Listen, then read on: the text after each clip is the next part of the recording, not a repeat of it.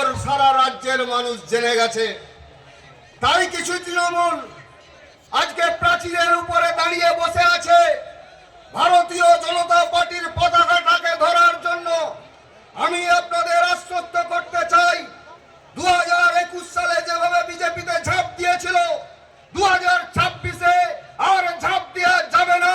আমাদের কার্যকর্তা যারা আছে তারাই তৃণমূলের চোখে চোখ রেখে দাসপুর বিধানসভাকে জয়লাভ করবে।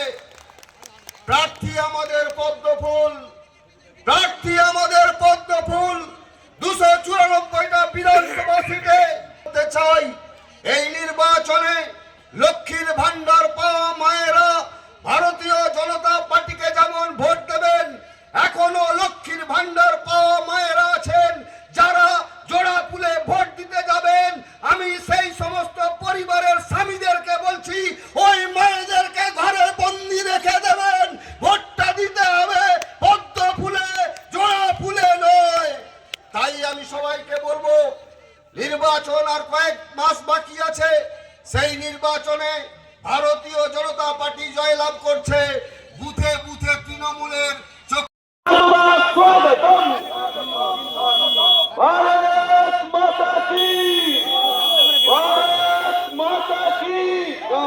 সুকান্ত দাস, সুকান্ত দাস স্বাগতম। সুকান্ত দাস বলো, আমরা তোমার সাথে আছি। সুকান্ত দাস, সুকান্ত দাস স্বাগতম।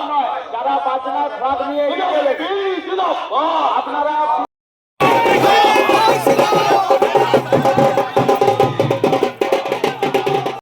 অবস্থা সমাপ্তি করবে, পলস পাইখানে দুটো ব্রিজ করবে, চাষ সব বন্ধ।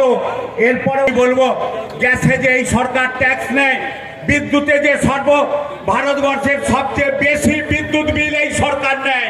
এরপরেও এদেরকে ভোট দিবেন। থেকে শুরু করে আরামবাগ সমস্ত বিস্তীর্ণ এলাকা, ঘাটাল চন্দ্রকোনা পর্যন্ত জলে ডুবে থাকে। বাঁধের ধারকে আরো সরু করে দেবার পর আরো ক্রমাগত বাঁধ ধসবে দেখবেন। এরপরও খাল, সোলাটোপা খাল আর খুকুরদর খানার পরেও এরা বিভিন্ন ভাবে মানুষকে ভুল বুঝাচ্ছে। তাই অবস্থা সমাপ্তি করবে, পলস পাইখানে দুটো ব্রিজ করবে, চাষ সব বন্ধ।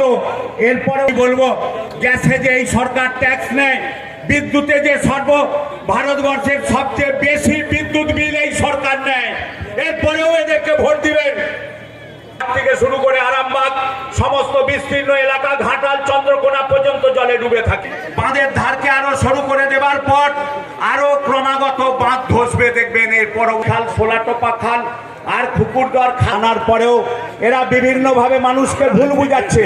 তাই